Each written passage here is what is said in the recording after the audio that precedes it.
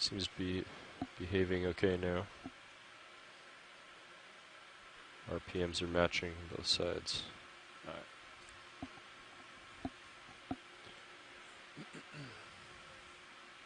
Alright. Mark, was Denver 1 the only jar used? I'm assuming 2 is clear. Is that correct? Yeah, so right now we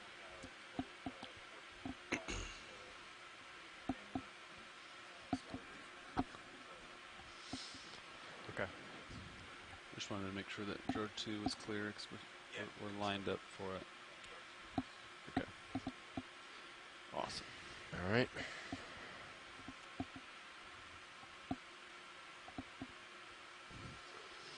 Yeah, those galloping pancake urchins definitely stick out in stark relief just based off coloration alone. Oh, and I sit corrected. That appears to be a mushroom coral. Yeah. Yep, that is a mushroom coral, but they are very similar color.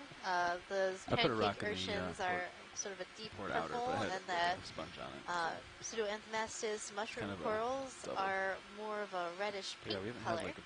Very similar when seen from far away. Okay, and zooming the in. red color sort of disappears in the water. Absolutely, and that's taken a lot to getting used to. Doing this sort of expedition is just the coloration of everything, considering that, yeah, this is a zone where little to no light penetrates down to. The only color is revealed once we actually get our lights on this vessel, so everything just is more or less in grayscale when it's illuminated in light, but not actually enough to reflect the color. So what is dark red here that we can obviously see definitely looks more like that deep wine red of the pancake urchin, another pretty common species that we've seen around up here. So our dive today at Northeast Channel is really interesting because it's located relatively close to the Northeast Channel Coral Conservation Area, which is an area closed to all bottom contact fishing since 2002. And it's just outside an area of interest for possible coral conservation.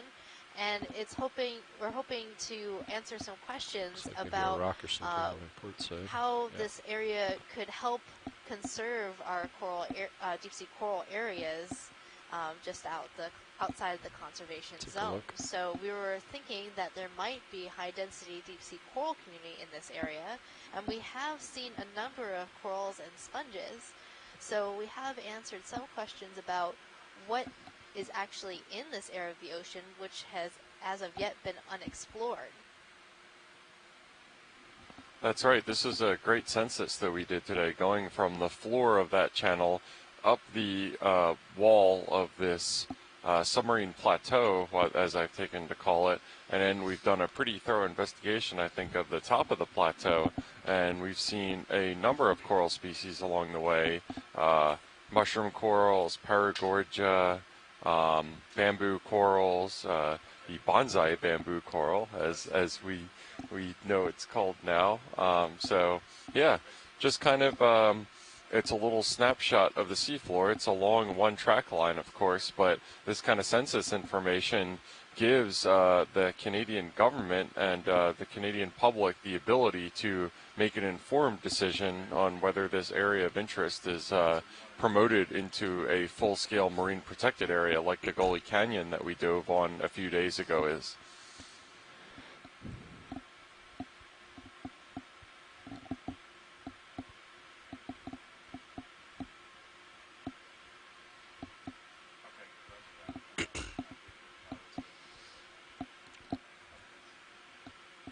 Yeah, that sounds fine.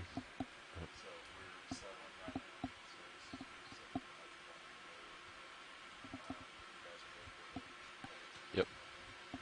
Can we get a zoom on that little hole? Sure. In one of these burrows? And this definitely, to my eyes, looks like something probably biologic. Would you say the same, Megan? Yes, this is definitely a biologic burrow. So certain types of animals Watch how the two worms suck in. will create a U-shaped burrow with Watch this. exit and an entrance.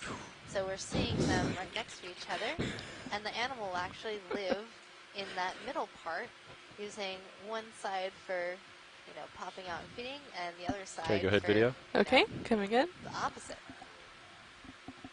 Yeah, so maybe at the Did it beginning of down? this dive, when we saw that depression and Going then further? that collapse, that linear feature, maybe that was just something like this where it let's see, kind I of fell wanna out in zoom. between, or something similar. Yes, I think you're right. So it was probably belonged to the same animal that created this burrow. It's just that was an older collapsed burrow, and the animal had thus moved on to a different location. It looked like there was a chain of these burrows in that vicinity. So it could be that the first burrow got mucked up, and they decided to move on to another one. Yeah, and I think this is a nice example of kind of the general hypothesis-making process of science, in that we observed something at first and we made a number of conjectures. Okay, At come this out. point, we Okay, collected coming out. something that gave us another observation relevant to the environment that we were in, and went Gotcha, back and 83. readjusted our hypothesis. And Almost done. if we see full any white. more evidence that kind of disproves Look at their that, and heading says there change might right be here. more to the story, then that's what we'll move on to. But that's it's kind of an insight into the scientific process, that we don't just observe something and plant our flag and say that that's our story and we're sticking to it. If there's evidence that comes along that fits the data a little bit better, then we'll adjust our hypothesis accordingly. And even when we're I think the hole in the exploring back is using bigger. this hypothesis-driven It looks science, bigger. Yeah. So one of the ways we decided Looking on some straight of down, these 88, locations to yeah, we're not explore moving, so. is It's going one, again. being that no one has Okay. ever explored here Coming before, in. but that's most of the ocean. There are a lot of places in the ocean that have never been explored. So how do we narrow down that vast amount of area to our 17 dive sites that we have for this expedition? Let me go in tighter. Well, we're looking at bathymetric maps, trying to look for interesting features. We might use predictive modeling that says there might be animals that we find of interest in certain areas, Okay, come up. because the Okay. habitat is Coming suitable out. for those animals, Oh wait. using our You see model, something? and then we can go down and ground truth whether that's true or Oh not. no, never mind. I think it's something sticking out Or of the we wall. have Oh. conservation mind. areas that Okay. Okay, coming back. people who are managing these areas might want more information about what's in and around that Okay, area, that's like full we're doing wide. today. Yeah, that was a great point, Megan, at the various schools of thought for how to choose sites and site criteria. And we were taking a look into that burrowing go. and getting a kind of another idea. We got a great zoomed in shot See what else deep is out within there. the burrow. Another Exploding geological unknown. point that I do want to make about that burrow is you could see that nice little cross section through the sediment, Rotating up a number of here. various pebbles and clasts of different size, other than that really fine grained sediment that makes up most of this area. So again, that provides kind of context clues for where this area is sourced from. That could be a matrix that was an original sediment deposited when this trough mouth fan feature was first deposited at some point during low sea level, when glaciers were closer to the shore, closer to the continental shelf edge, and pushing sediment out to this area. Or it could be that ice-rafted debris that we've talked so much about. And little pebbles like that probably don't take too large pieces of ice to transport. So just a couple thoughts. Yeah. 1920. Okay. Okay. But we're off bottom at 19.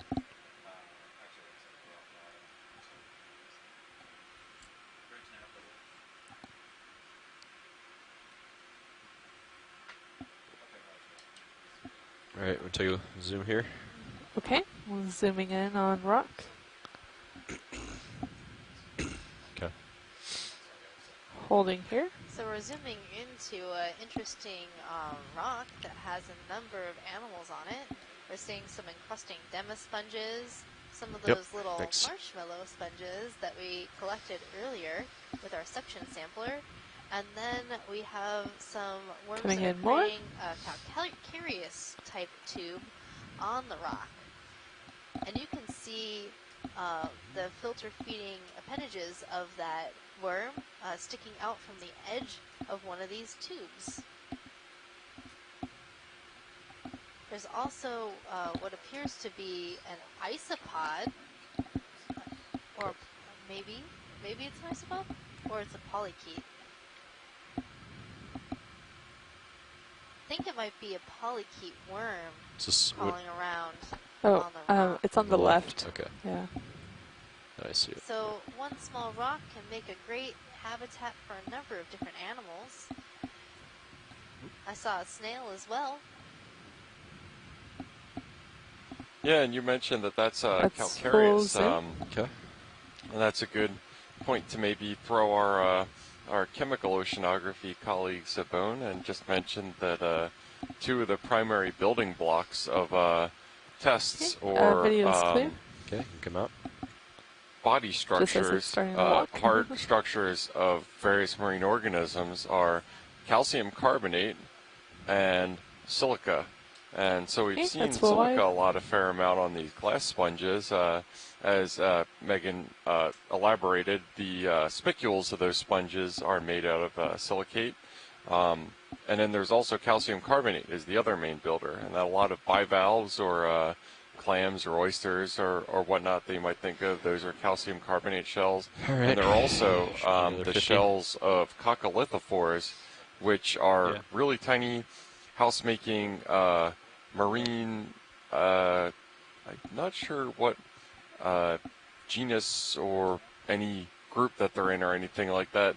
Us geologists really like them because their shells are abundant and area specific, and individual species can be used to determine environmental settings at that time. So they're really valuable paleoceanography proxies for telling ocean conditions at past times. And those use calcium carbonate in their shells as well.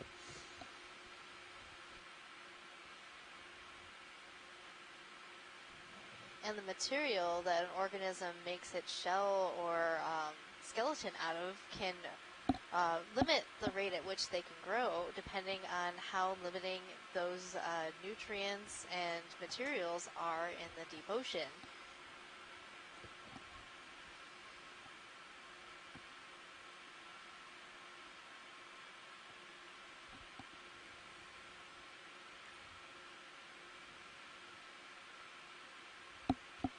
And this is particularly of interest for the growth of deep water corals or deep sea corals, because they are known to grow at very slow rates. And some of my research showed that the calcareous species grow a bit faster and come into a community earlier than some of the slower growing species. So the pink coral, Corallium, is relatively fast growing, and on Mauna Loa lava flows in Hawaii, they're one of the first colonizers into a new community. And as the community ages, we start to see corals with proteinaceous Do a quick skeletons zoom coming here. into the community. Okay. Like Zooming black in. corals and gold corals. Hold that.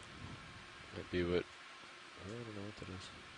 Well, Yeah, it it's looks a like we've got a little sponge. encrusted clast here, Maybe. Yeah. approximately Same one you got earlier. 10 centimeters, 5 or 10 centimeters in width, Okay. with a couple sponges Sure. and some brittle star growth on it as well as some of those little, Okay, I come out. cannot Okay. think of the, Coming out.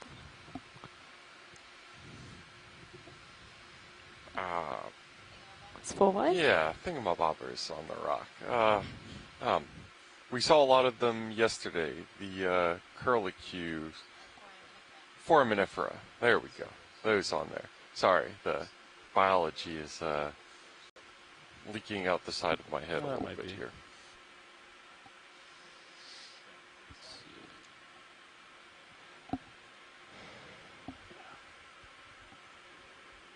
I can change my heading and see if it stays with the sonar, stays with the... Yeah, so we've got a lot of great dives coming up in U.S. waters on the rest of this expedition, That includes on Tuesday where you're going to have a combo dive that is on the Kinlan Canyon, which is going to start as a benthic dive. We're going to do about half of our bottom time on the actual seabed doing this kind of characterization that we've been doing. And then for the second half of the dive will be the midwater part, in which our ROV will be taking up and do transects through the water column to look at an entirely different pelagic assemblage. And we're investigating this object in the top left of our screen coming into center now to see if it might be another octopus, of which me and Megan are enthusiasts. I don't know. It looked kind of squiggly when I first saw it, but I think it's just a rock. I think rocks are just growing on you. I think that's what's happening. Oh, man. You know, sometimes it's really easy to identify rocks to, like, genus of a species. And sometimes you just have to subsample them and dissect them to figure out what's inside the rock, to know what it is, you know? That rock tricked me. I just got too excited. I felt left out. I didn't get to see the octopus. Happens to the best of us, Megan.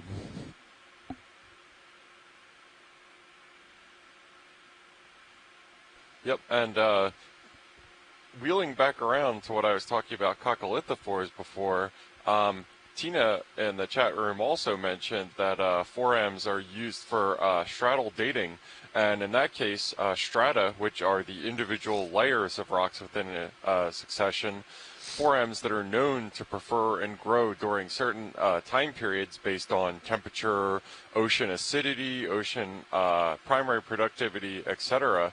Those are known to grow in certain times. They can be referenced to an absolute age, and this is an entire subset of geology and biology known as biostratigraphy.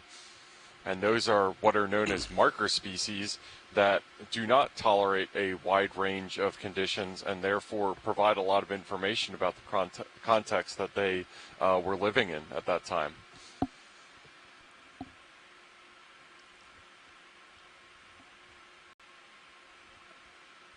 Well, that looks like an interesting sponge.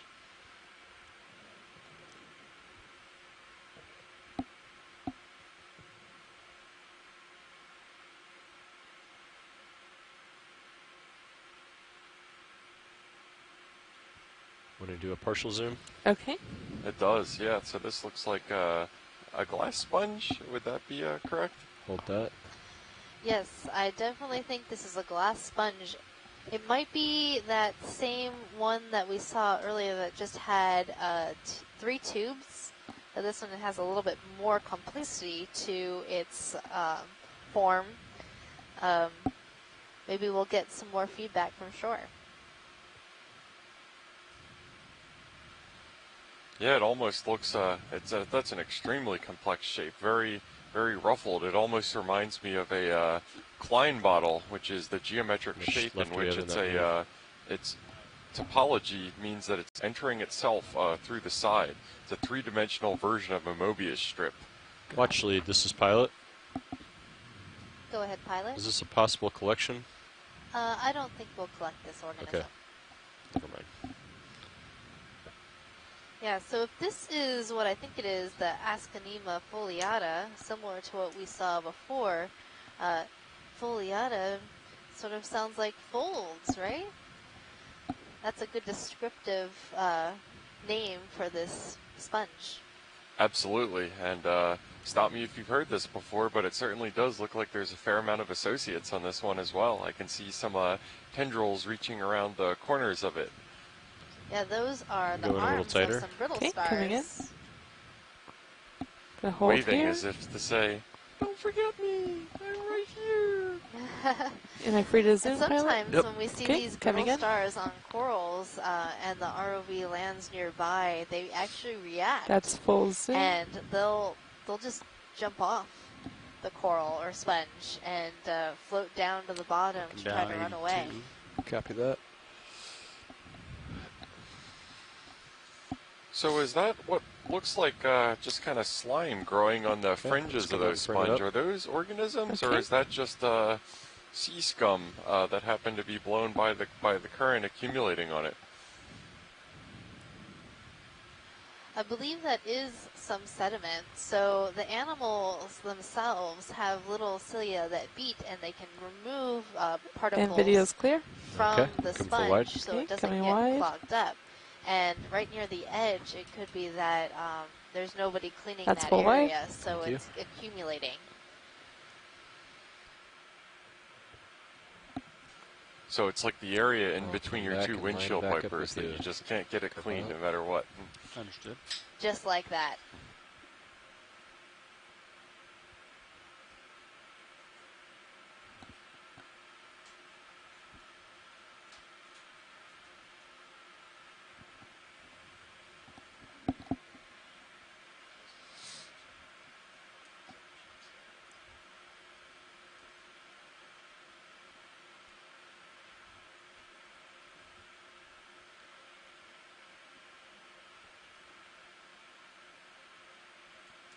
Rotating up with you.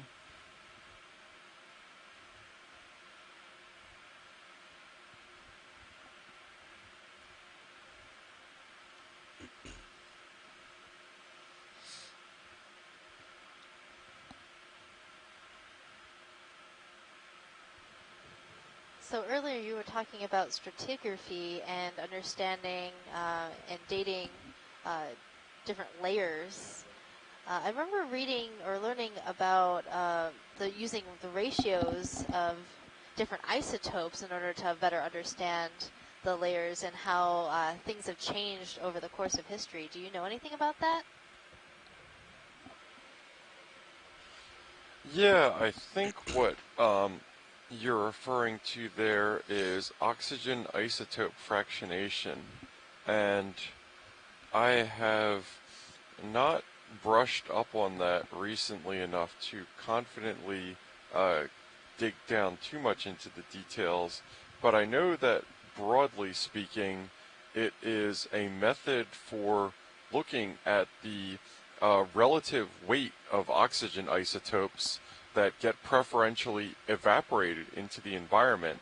So basically, the reason that's important is when they look at the oxygen isotopes that went into the shells of those coccolithophores, and I think forams as well, maybe it's just forams instead of coccolithophores, the relative ratio of the heavy 18O atom, Yeah, let's do it. as opposed to the 16O, which is lighter that in was terms of 295 atomic or weight, what was it? is during times of lower sea level, the lighter 16O evaporates into the environment, the 18O remains, so they can look at the ratio between those two isotopes of oxygen to know what the sea level was during that time when those forams were being deposited on the seafloor. So I believe I'll have to confirm or deny this tomorrow when I go back and look at the literature real fast, is that's our primary best control on sea level, so that when you see these charts showing what the sea level was going back hundreds of thousands or even millions of years, a lot of that is derived from that oxygen isotope record from various long cores on various places on the Earth, correlated to each other to look at when they were the same at various points in time. So it's a really important, really useful tool, and that's the part of that subfield of biostratigraphy, and one of the most valuable proxies that we can get out of that. So when I say this stuff about glacial periods and interglacial periods and 100,000-year intervals, geologists had clues about that Zoom in. previously Okay, in the coming past, but the only way that we were able to Oh, anchor it to absolute a ages is by decorated using probe? methods like biostratigraphy. Going tighter. Coming in. Yeah, and this looks like a nice little encrusted clast of rock covered with demo sponges, as I now know they are called. Those That's are ones that full- aren't full really zoom. Okay. body producing. They kind of encrust onto rocks, much like you'd expect moss to do on land. That's right. Those are demo sponges in the order Poscellosclerida. and you can see the sort of channels and little holes within the sponge, and that's how water gets into the sponge itself and circulates around so it can feed and then expel any sediment that might be getting into the actual skeleton of the sponge.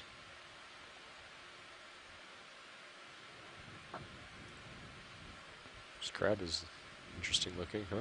Yeah. There's a lot going on. Yeah.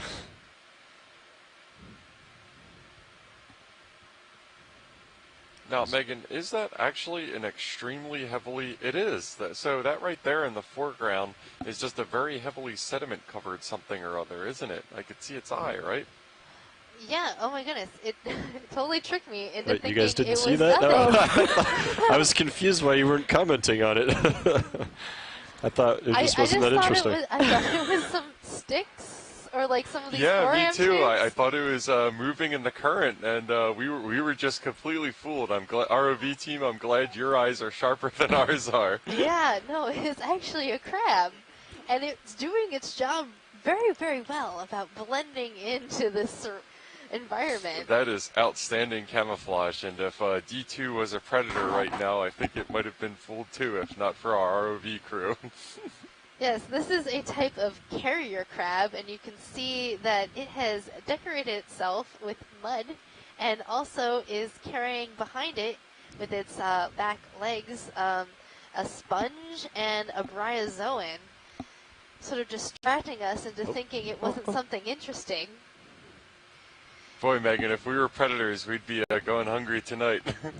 And we sure would, especially no crab legs for us. So this crab is in the family Homolidae, the carrier crabs. Pilot, can we get some lasers to get an idea of how big this guy is? Sure, we can come out. Okay, coming out. There's something over there. oh. He's pretty small. Yeah, Awesome, that's thank you. probably the most decorated carrier crab I've seen in a long time. Yeah, and size-wise, it's looking like about again? maybe 3 Okay. centimeters long or something like that, with 10 centimeters between the lasers. So a little guy and a sneaky guy. And again, when he goes back to staying still, and just that eye wasn't first visible, just Yeah, really, no, I totally didn't see it. Okay. yeah, Zoom? just looked like a couple of That's those Max Zoom. forearm tubes just twined together or something like that. It definitely knows how not to be seen. Absolutely. And it's also interesting, I don't think we've looked at this yet today, but one of the things that it's carrying with it is a bryozoan. It's a type of lophophoric animal. They're kind of interesting because they, you know, superficially resemble corals, but they're not at all related. Okay, when you're clear video, we'll move on. Okay, So those coming aren't out. corals, they don't have any of the polyps or anything like that that Right. corals are known for? I think there's another larger colony That's of full them wide? right in front of the vehicle next to that small sponge. Okay. Now that crab is plain as day now that it's on the move. Yep. Couldn't see it before. All right, and we're going to push ahead.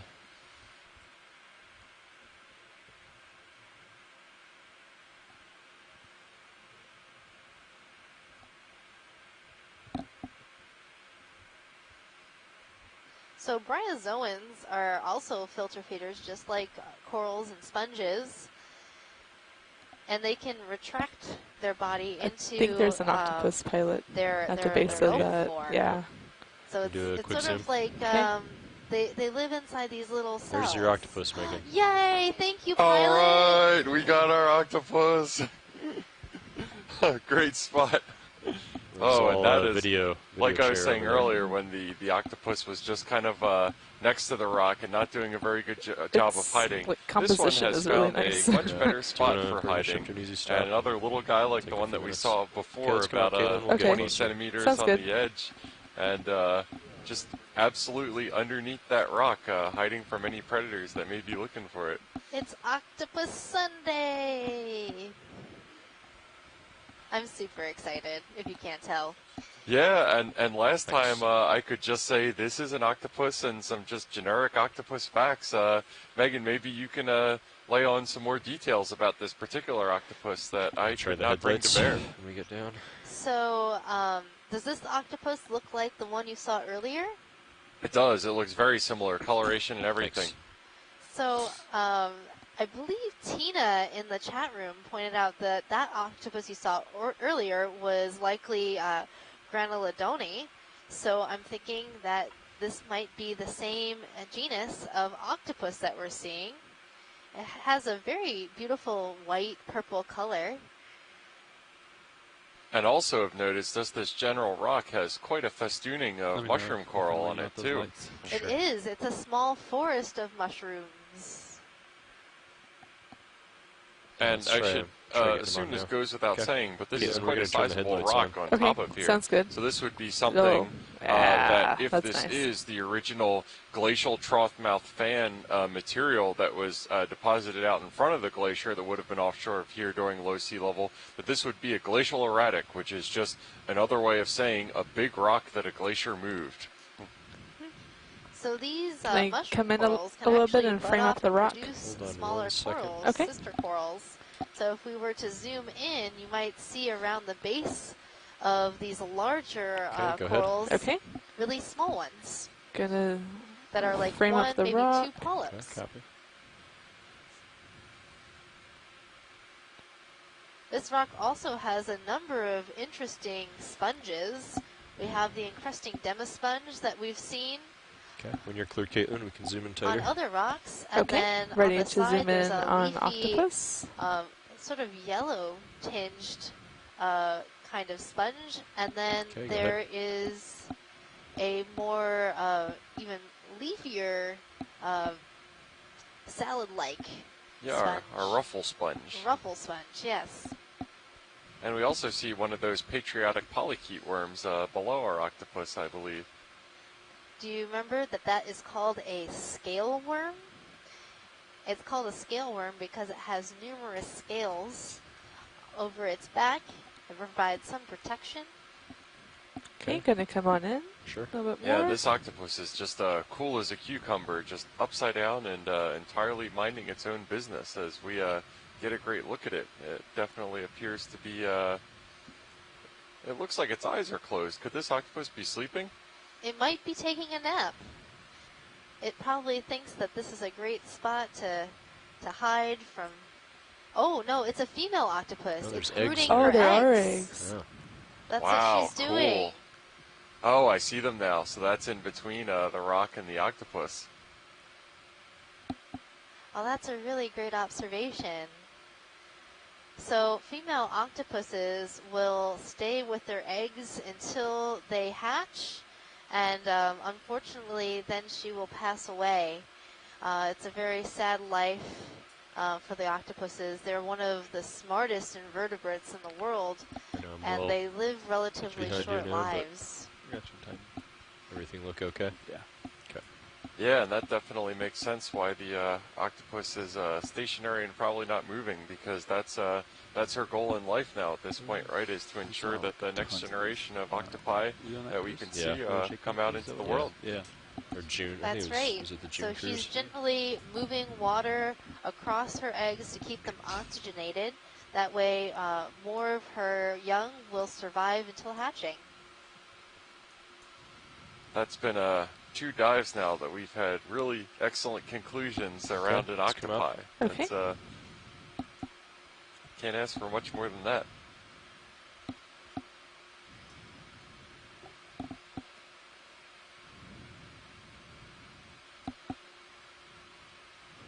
It's just so beautiful. It is.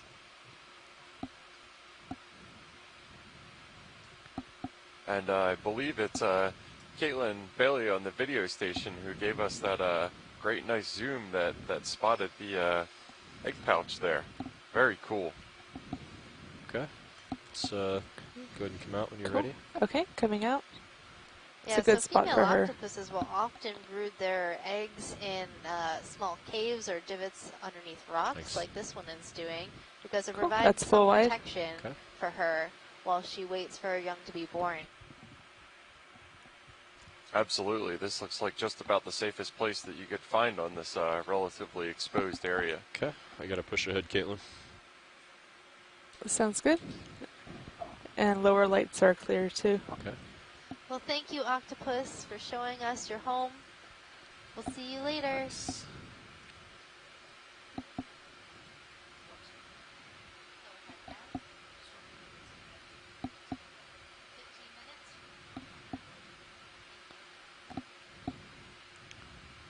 There's your light pole. So our navigator just told me that we have approximately 15 minutes left in our dive today. So at the end of the dive, we're going to take a short break after we sign off, and then we will have our post-dive call to plan our dive for tomorrow. So if you want to participate in tomorrow's dive planning call, please stay on the line. And our dive tomorrow will be at an unnamed canyon. Yeah, and just to reiterate, this is a trans-boundary expedition, and tomorrow we're going to be making a leap from Canadian to U.S. waters as we make our way from the general Halifax area where we departed down into U.S. waters to survey a number of New England submarine canyons and seamounts.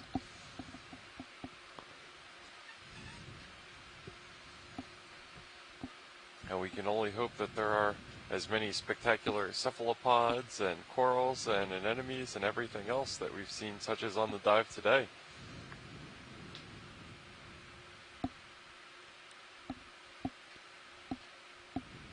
As we pass by another small clast with a nice mushroom coral on top of it.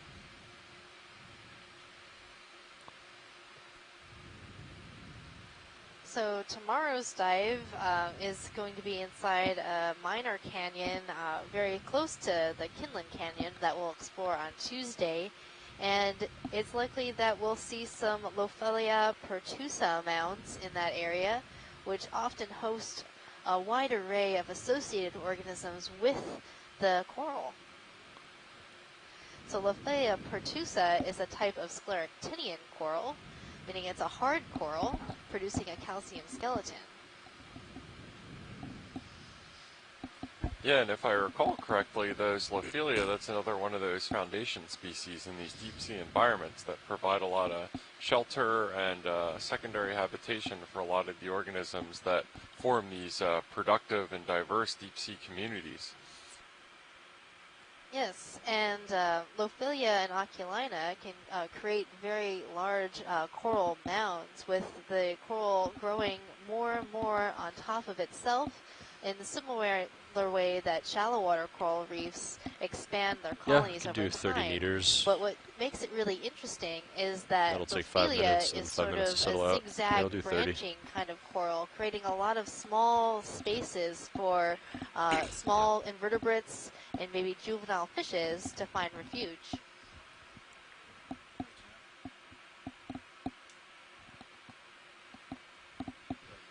Yeah, we're definitely... Oh.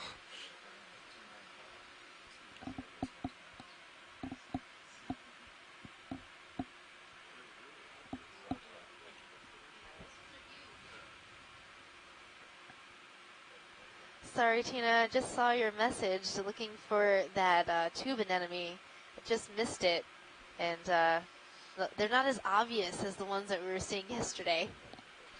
It's to the left, pilot. Okay, we can come back. Okay, I'm going to keep my eyes open. Maybe we could see it. What's that pink?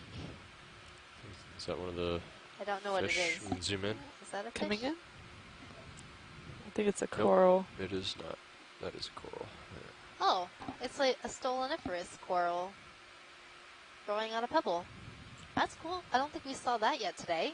No, are stolonifera, are those the ones that you only have let's one come out. polyp? Okay, coming out. No, they're a colony-forming organism that are Yeah. connected by a stolon. So it's sort of like a See the rhizophore anemone? that you might Yeah, see it's to the in, left, past the marsh rock. grass, I'd seen it, where but each didn't realize that it was polyp a, is connected by a thin if you rotate tissue. to your port side more. Okay, tube anemone, where are you?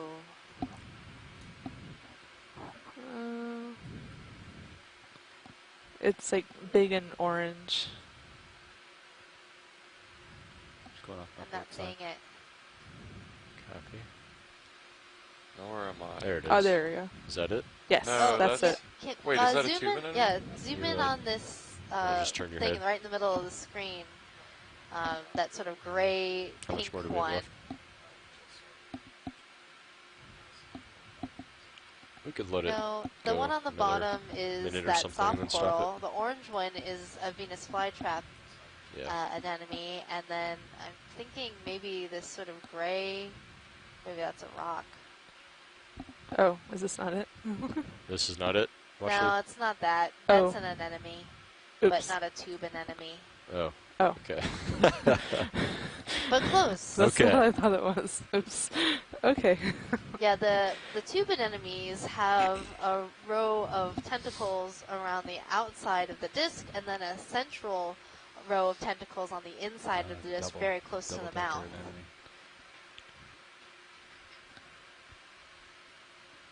And they look a lot like these little worms that we're seeing inside the tubes, but slightly larger.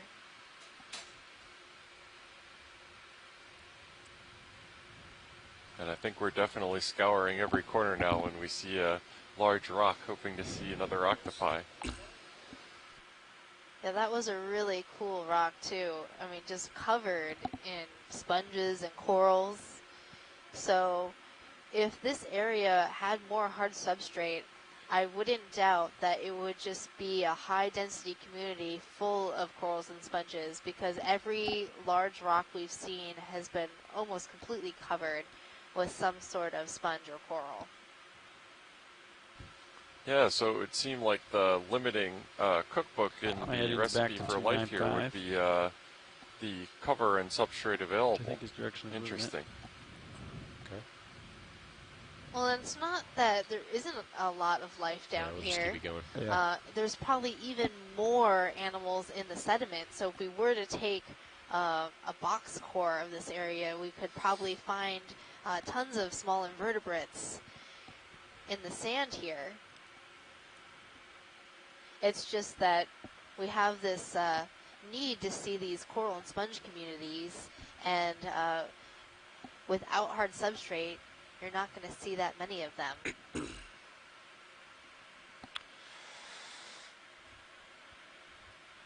But it's a really good observation to be able to see what the bottom actually looks like. So I No guess matter to how line up, much you just need to we turn look at the starboard backscatter and the I bathymetry, don't even need to turn, right? this goes to show right. that You're even pretty much zeroed where out we now. thought we might have Oh, yeah. hard substrate, sometimes it's Easy. sediment covered. But that doesn't mean that there isn't life here. Absolutely, there's a Textbook. reason they call it ground truthing. We are getting as close as we can get to the truth right now without being down there ourselves, and considering we wouldn't like to fold into an accordion shape within seconds of being down here, I think Deep Discover is our best bet.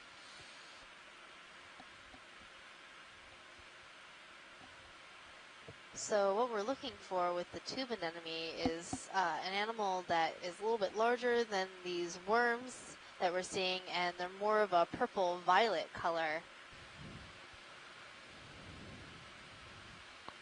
What's this? That is a soft coral.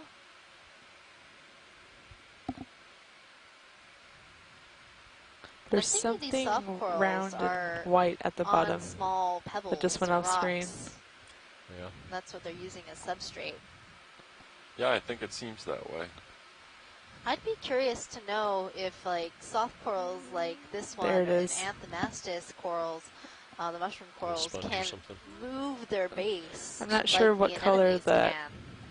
'Cause that if they could do anemone that, it is that they're talking give them about. some reason to, you know, You can do it. be Just on quick these snap. small rock See if that's it. substrates, because if they did fall over, they could That's orient back a to vertical. sponge. But I don't know if that's possible. What about that up ahead in the distance? Now here's a question for you, Megan.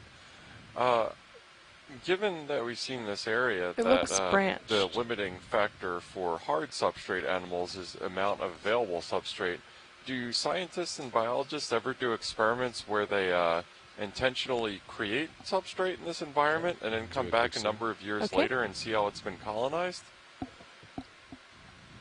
Well, they certainly do that in shallow coral looks like a reefs, tumbleweed. where people will Yeah. put down coral settling plates to see how quickly coral polyps will start to grow on those plates and see how quickly animals can grow on those plates. I've done a few studies on the Swanee River where we put out what we Okay, call come out. Hester Dendy samplers, which coming are out. just a bunch of compressed board plates that allow for different animals to colonize and use it as a home, and then we could see what's living in the river. But one of the things that we can do in the deep sea, especially since a lot of these corals and sponges grow at small, slow rates, is to use actually accidental substrates that come down that we know how old they are, and like shipwrecks. So if you know the date that a ship sank to the bottom, that gives you the minimum, that maximum age that the community could have started on that wreck. Yep. And that's a new substrate that never before had seen these animals. And animals do use those shipwrecks and other human inputs as habitat.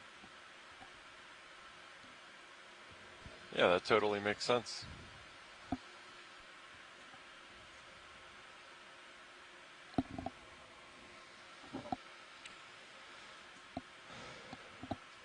Okay.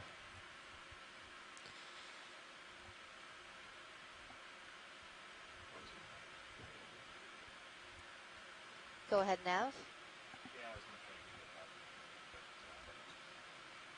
Okay.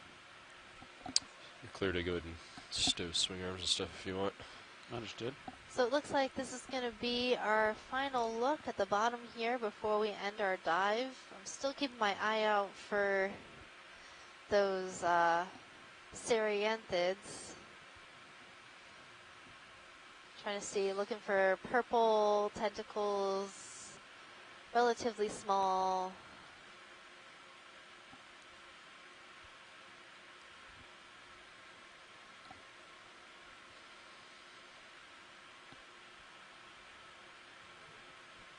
I wonder what that white thing is.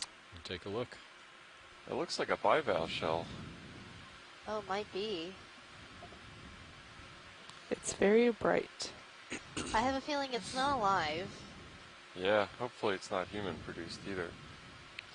Now, it looks too wonky of a shape to be human produced. Okay, coming up. Never underestimate humans' wonkiness. I think it's a scallop. Yeah, seems that way. Yeah, you called it with a bivalve shell. And what's this doing just out in the middle of the sediment on its own?